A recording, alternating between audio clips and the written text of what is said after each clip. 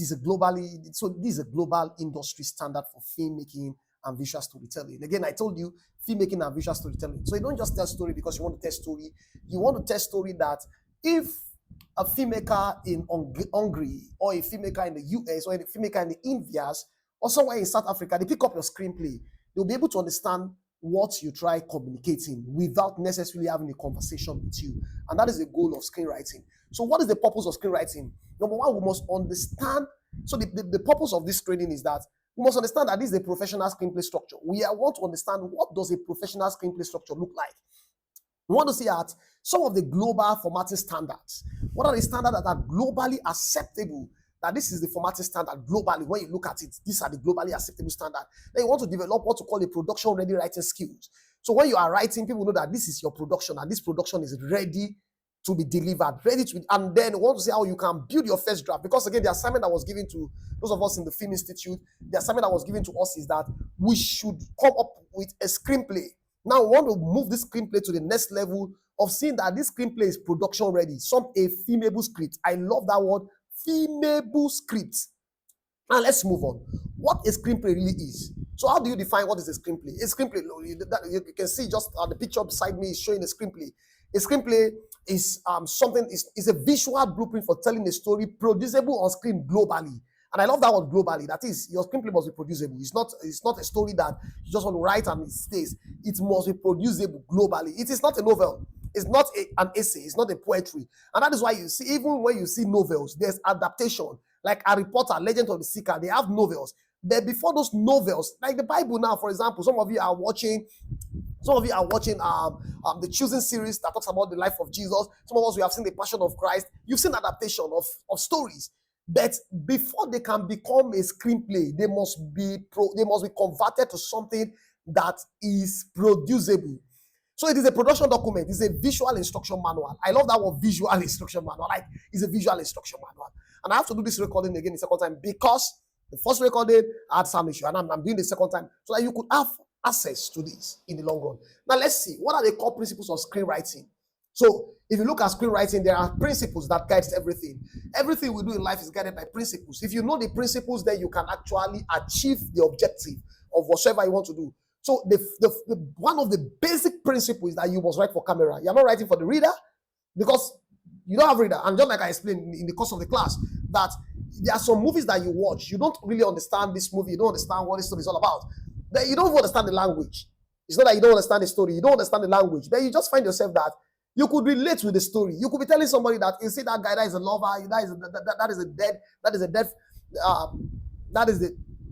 is a widow of the little man. You could look at stories. As when I was young, we love watching all this Asian movie that has to do with Chinese fighting here and there. You'll be able to tell this is the protagonist, this is the antagonist, because it is a visual storytelling. It's not something that you just want to write. So again, if it cannot be seen or heard, it does not exist in the script. So when you look at your script, this thing cannot be seen, this line cannot be heard, then why is it there in the script? Every word must translate to visual or auditory experience on the screen. So when I'm looking at a film on the screen, I want to have this auditory experience. I want to have this visual experience. It's not just enough to say, oh, you should understand now, the story is saying this now. That is why if you watch some of our movies recently, we've translated from preaching on screen to really working the visuals. And I really want to give credence to the Mount Zion Film Ministry. They've been doing great along this side. Now, there is global scripting rules. Present tense only. So you write your dialogue in present tense only. It must be visual storytelling only. Visual storytelling only. There must be economy of words, meaning that you use as less words as much you want to convey a message. The lesser the words, the more the message. So one scene, one purpose, conflict drives everything. Conflict drives everything. I can't say this more than, I know I have told us that there must be an obstacle. The higher the stakes, the greater the conflicts, the more attention you buy. So there are some script structure. You have your scene heading. Your scene heading establishes the location and the time of the day. Your action description tells us a visual storytelling in present tense. The dialogue, the character speech, it is in a centered format. Then the parenthetical, which is of course optional, it tells you the tone, direction. Most times, A professional screenwriter will tell you that use it sparingly. You use it sparingly, and then we have transition, which is also rarely used because again, the editor would sometimes decide where this script is transiting to. Now let's look at scene editing. We call it slug line. Just like in journalism when you talk about slug line, just like in reporting when you talk about slug line. So the slug line is the scene editing where it is formatted. You look at whether it's interior, exterior. You want to look at the location. You want to look at the time of the day. So this defines the time and the space for production teams worldwide. So if I see a script and I look at the scene editing, I already have a kind of visual telling that this scene is going to be shot inside a room. So I already think of a room. Now, by the time I now go to the action, I now kind of get what kind of room it is. Now, action description. Written in present tense shows what we see. No emotional explanation. A woman stares at her ringing phone. She doesn't answer. Okay, look at this now. A woman is staring on her ringing phone. She doesn't answer. A boy seated in a room, in an empty room with just a desk. A teacher was teaching online with books behind him. Finish. So now when you now have the scene interior, you now know there's a teacher teaching in a room with books behind him. So you know that inside the room, there must be a bookshelf behind the teacher, there must be a desk. Now you get that now. So as you go on, you start getting, it gives you this audiovisual experience. So character and dialogue. The character's name, you see it is in capital letter.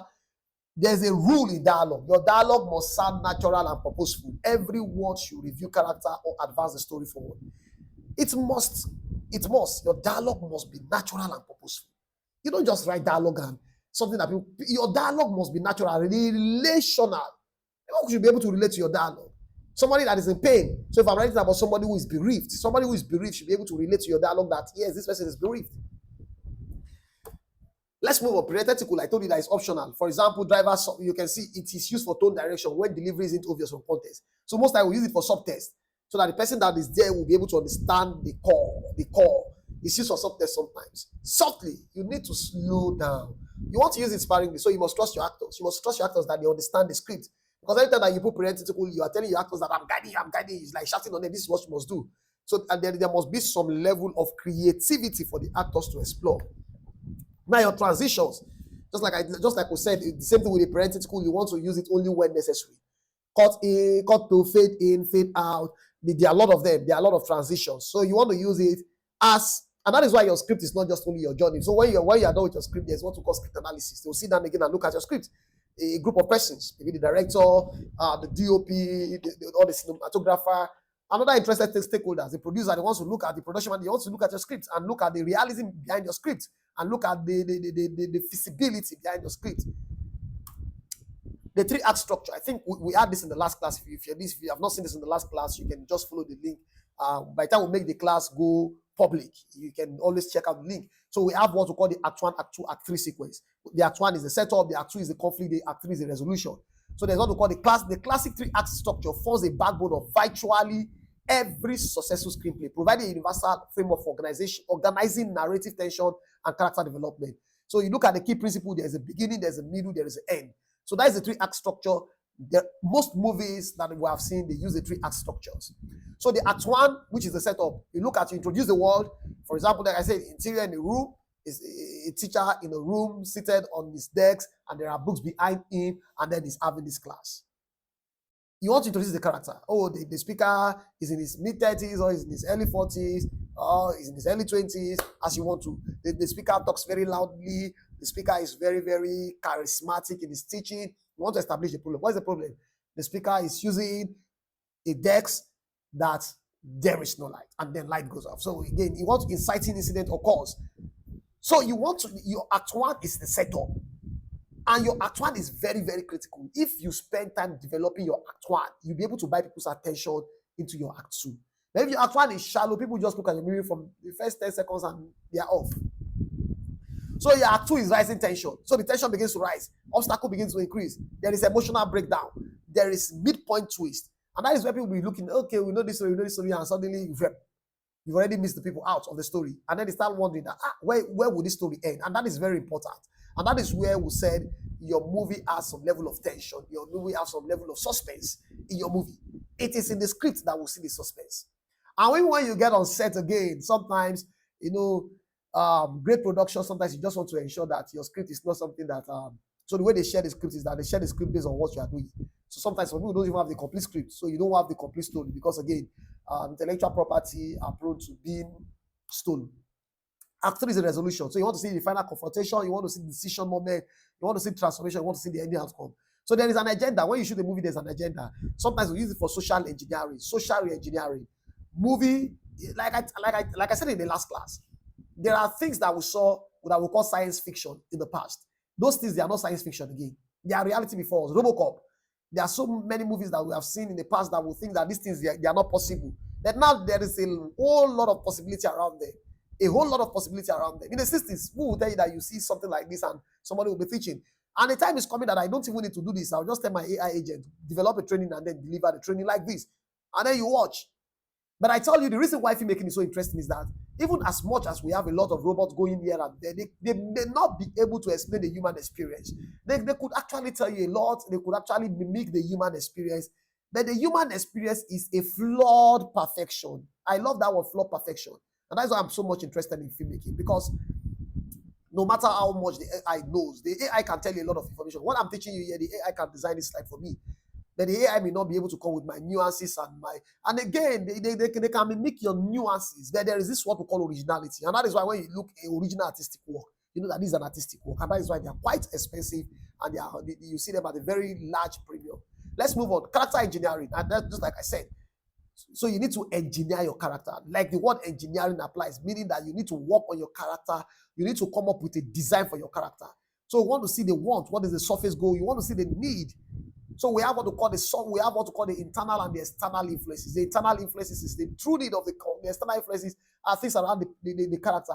You want to see the flaw. And that's why I say human are flawed perfection. You want to see what are the internal weaknesses of this character. Some could be self-esteem issues, some could be trauma, some could be anger, some could be unforgiveness, bitterness. You want to look at the flaw. You want to look at what is in this character that is flawed. Now the arc is the transformation. What is the transformation? What will this character become? So what makes a good scene? So when you look at a good scene, when you see a good movie, what makes a good scene? Every scene must push the narrative forward. So the story, it must move the story forward. It must reveal the character. It must increase conflict. There must be increase in conflict. There must be change in something. And if this doesn't happen, if these four things are not happening in the scene, then the golden test is that if it is not, delete it. Does it move the story forward? Does it reveal the character? Does it increase conflict? It must answer one or all of this question. Does it change something?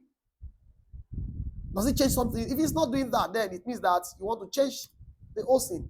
Now, the scene construction model is that the status quo. You establish the normal state, the disruption. What happens that what happened that changed the equilibrium? The escalation, the tension and the stakes intensify progressively. So the challenges is getting more. The turning point. What is that pivotal point that there is a change in direction? Like somebody told us about one of you that wrote the story about the pedophile. So maybe you want to look at the story of the pedophile and say the pedophile also was somebody that had childhood trauma, that was abused in his childhood. And he made a vow that he's going to abuse people when he's also adult, because he was seeing that it's only adult that has the power, and because nobody listened to him when he was trying to make his case. So you too, you kind of assume that, okay, I want to do what. So you want to see the emotional shift.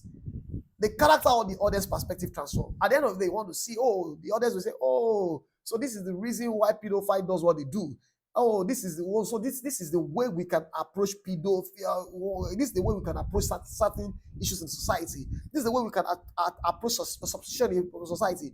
These are the way the politicians think, and this is the way the society can address political issues. And as I say, filmmaking is for social engineering.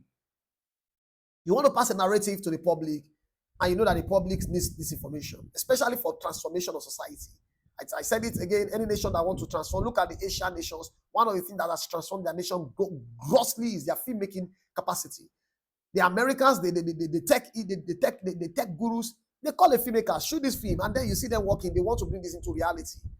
Why now we see this guy moving to space, isn't it? But in the past, we've seen Star Wars that they have gone to space. They've traveled to space.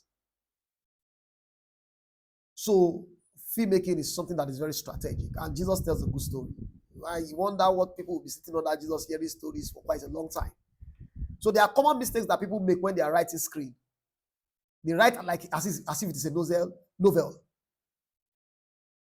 There is over explaining of emotion. He was crying, and then as he was crying, somebody was patting him, sorry, and somebody was saying sorry. Let us see it. Don't tell us. Show us. Like I said in the last class, show, don't tell. Long dialogue blocks. Keep your dialogue as light, tight, and natural and purposeful. Not too much story. You are not preaching. For Christian filmmaker, you are not preaching. For social engineering, you are not reading a script. You are telling people to see.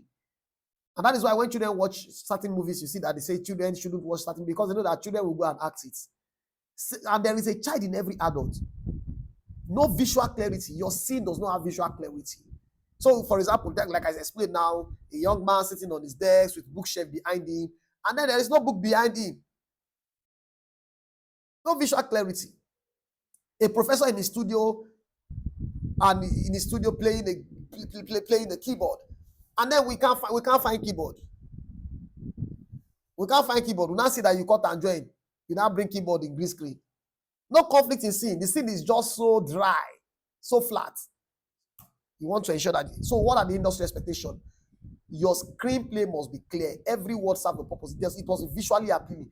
I've said it several times. You have to write for the camera. Show what we see. It must be structured. You must follow the standard, just like I've explained. It must be filmable, production ready, practical to shoot. It must be emotionally precise. Conveys feeling through action, not exposition, not telling. Conveys spirit through action. Then, for example, look at this intro.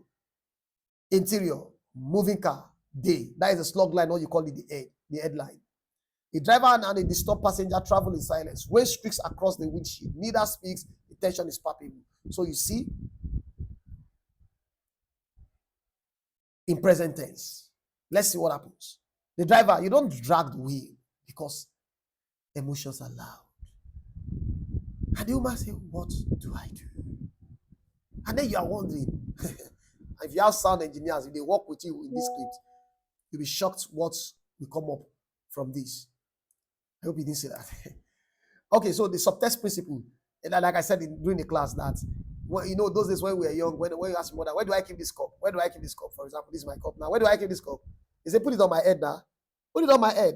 Meaning that you know where to put it. Go and put it, and just try it and put it on their head. You understand the story very well. So characters should not say exactly what they feel. Let dialogue carry hidden message beneath. Like somebody is sick and the person just say, I'm fine.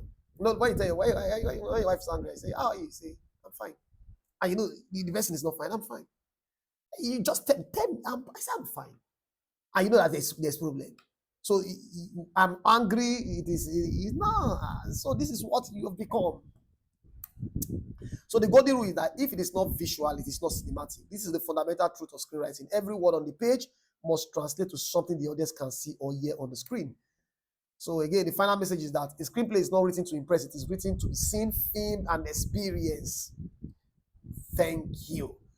And I hope if you have questions, drop your questions on the comment section. I'll come back to the comment section and see your question. That will be all. Thank you. It's a pleasure.